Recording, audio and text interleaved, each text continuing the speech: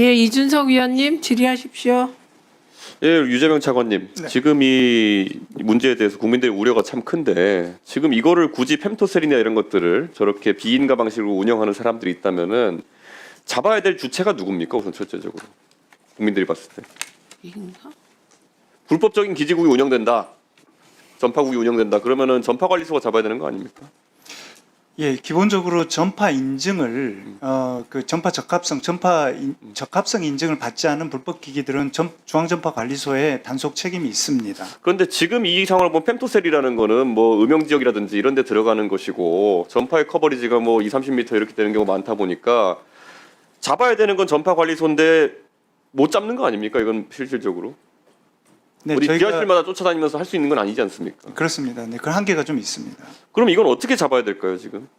저희가 국민들한테 못 잡습니다라고 할 수는 없는 거 아니겠습니까? 의원님, 일단 지금 통신사들의 망에는 더 이상 그 인증받지 않는 예. 그 불법 기지국은 접속이 불가능한 상태는 지금 만들어 놓은 상태입니다. 그건 잘 알고 있습니다. 그런데 우리가 봐야 될 것은 펨토셀이라는 것은 네. 뭐 이 기존의 기지국 같은 거는 뭐 타워를 타고 올라간다든지 이런 식으로 접근해야 되지만은 이거는 정말 초소형 중계기로서 어느 건물이나 어디에나 설치될 수 있는 건 아니겠습니까? 맞습니다. 그럼 물리적 접근이 가능한 상태이고 네. 그렇다면은 이런 것들 같은 경우에는 예를 들어 정말 실력이 뛰어난 해커가 있다 그러면은 뭐 펌웨어를 수정한다든지 아니면 뭐 중간자 공격을 한다든지 여러 가지 방식을 통해서 물리적 접근이 가능한 상태 아닙니까? 그럼 네. 그 보안 결함이라는 거는 치유되지 않는다 좀 보는 것이거든요. 그랬을 때 이거를 어떻게 잡을 수 있느냐? 혹시 생각해 본 적 있습니까? 이거 그 의원님, 일단 지금 통신사들이 자체적으로 점검은 하고 있습니다만 지금 이 펨토셀 초소형 기지국에 대해서는 개별 기지국들이 보안상 문제가 없는지 저희가 입증을 하나하나 다 하도록 지금 요구를 했습니다. 그래서 입증되지 않은 그 펨토셀들에 대해서는 폐기하거나 교체하는 방식으로 이 불법적인 또 인정되지 않는 기기가 작동하는 상태는 차단을 시켜야 된다고 생각하고 있습니다. 그리고 우리 박상원 원장님 한번 여쭤보고 싶은 게요. 이게 뭐 아까 우리 위원장님도 말씀하셨지만은 정무위 소관이기도 할 것 같은데 지금 정부가 전자금융거래에서 2차 인증 강화하겠다 그랬는데 사실 휴대폰 결제나 이런 것들은 문제가 되는 게 이게 OTP 형식으로 소액 결제가 되는 것이 소위 우리 흔히 얘기하는 2FA 인증, 투팩터 오센티케이션이 적용됐다고 볼 수 있는 겁니까? 아니면 미진하다 봐야 되는 겁니까? OTP 인증은 저희 보안원이 하지는 않고요. 인증은 금융결제원 쪽에서 하는데 네. 최근에 이런 해킹이 많이 있으니까 아마 인증 체계는 위원님 말씀대로 이중인증 체계로 가야 되고요. 또 휴대폰 인증 쪽은 한번 다시 검토할 필요는 있는 것 같습니다. 네, 김영환 차장님, 그 사실 지금 이 얘기가 과거에 우리가 스마트폰을 쓰지 않고 이랬을 때는 그냥 문자로 6그 숫자 OTP를 생성해가지고 보내고 결제가 간편하게 되는 것이 편의적으로 좋았을지 모르겠지만 지금은 거의 다 스마트폰을 쓰는 상황 속에서 소위 이중 인증이라고 하는 그런 EFA, 2FA 인증을 도입하는 것이 의무화되어도 크게 문제 없다 생각하거든요. 근데 지금은 고액 결제, 의심 가는 결제를 탐지했을 경우에 부가적인 인증을 해서 이제 2FA를 하게 하는 방식인데 이제는 100원, 1000원 단위도 해야 되지 않겠냐는 생각인데 어떻게 보십니까? 예, 하여튼 그 부분에 대해서는 하여튼 가기부와 협의를 좀 해보겠습니다. 그러니까 저는 못할 이유가 없다 생각해요. 이제는 뭐 지문 인증도 다 들어가게 되고 뭐 하다 보니까 그냥 다 소액 결제도 다 이게 적용해 버리면은 1차적으로 데이터 누출이 아니면 인증 누출이 발생한다 하더라도 통신사 차원에서 나중에 그런 결제 과금 때문에 문제되는 상황을 막을 수 있을 것 같다 이런 생각인데 적극 검토 한번 해줬으면 좋겠습니다. 예, 그 사항에 대해서는 저희 뭐 소관이 어디까지인지도 좀 확인해보고 하여튼 가기부랑도 협의해 나가겠습니다. 그 KT에 또 이제 여쭤보고 싶은데요. 한번 좀 실무자 차원으로 황태선 실장님 나와주십시오.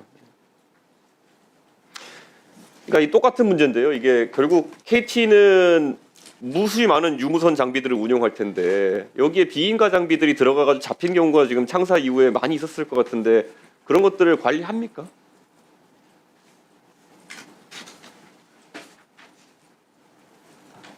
갑자기 누가 장비 하나 들고 와가지고 꼭 이런 무선국 장비가 아니더라도 물리면은 다 이렇게 동작하는 게 인증 체계가 있을 텐데 지금까지 문제된 적이 한 번도 없었습니까? 위원님, 그 부분에 대해서는 저기 전문가가 또 배석하고 있는데 좀 대신 전문가분 좀 나오시면 그럼 예. 예, 지금까지 통신망 쪽에 서버 쪽에 침해는 있었는데 네. 이렇게 가입자 펜토셀 쪽에 이런 가입자 쪽에는 침해는 없었습니다. 그러니까 단말기를 그러니까 했을 때 감지할 수 있는 그런 대책이라든지 감지된 사례가 그럼 없었다는 건가요? 펜토셀에 대해서는? 예, 일단 그런 부분이 많이 좀 부족했는데 현재까지 이렇게 불법 무선국이 저희 네트워크에 붙은 경우는 없었습니다. 방금 이제 정부 쪽에서는 이것을 사업자에게 강제해가지고 펜토셀에 대한 관리 책무를 강화하겠다고 했는데 이 사람. 그랬을 때 저는 아까 제가 얘기했던 것처럼 물리적으로 밖에 나가 있는 장비에 대해 가지고 예를 들어 누가 펌웨어 수정을 시도하든지 아니면 중간자 공격을 중간에 뭘 끼워가지고 한다고 했을 때 사실 막을 수 있는 방법이 있습니까? 창석. 그 부분에 대해서는 전문가들과 함께 공동으로 연구해야 될 것 같습니다.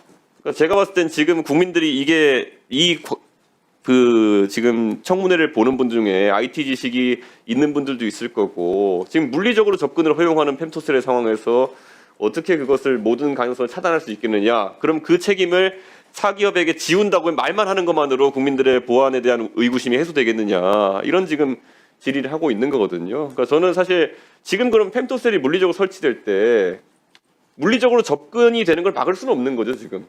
누군가가 해커가 와가지고 이렇게. 예, 물리적으로 접근은 막을 수 우리가 일반적으로 알고 있는 예를 들어 식당이라든지 아니면 지하 공간이라든지 이런 곳에 설치되는 거 아니겠습니까? 예, 맞습니다. 그러면 저는 그 장소나 공간에 대한 통제도 굉장히 중요할 것이다. 저는 이렇게 보는 것이거든요. 예를 들어 펜토셀에 위치한 공간이 누가 물리적으로 접근하는지 뭐 CCTV로 관리되는 공간에만 그걸 설치한다든지 이런 식의 제약도 있어야 되는 것인데 지금은 가서 만질 수 있고 열어볼 수 있고 뭐 봉인할 수는 있겠지만 열어볼 수 있고 뭐 서비스 포트를 이용해가지고 펌웨어를 올릴 수도 있는 거고 물리적 접근이 가능한 상황 속에서 사실 저는 보안에 대한 우려는 지속될 수밖에 없다 그런 생각이기 때문에 우리 차관님도 설치 장소에 대해 가지고 우리가 정부 차원에서나 아니면은 이런 제약을 가할 수 있는지 한번 살펴봐야 될 것 같다 이런 말씀을 네, 드리겠습니다. 알겠습니다. 예. 예, 의원님 아까 좀 수백 예. 결제 인증 방법과 예. 관련돼서 말씀하신 부분과 관련돼서 기회 주시면 네. 그 지금 말씀하신 대로 ARS나 문자 인증만으로 결제가 가능한 방식이어서 좀 보안 인증 과정에서의 취약점이 있습니다. 그래서 말씀하신 그 2단계에 걸친 인증, 뭐 생체 인증이나 결제 비밀번호 뭐 이런 것들을 2단계로 하는 그런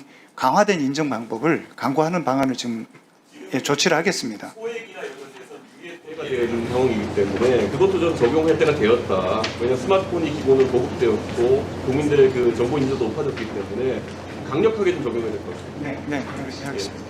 노종면 위원님 질의하십시오.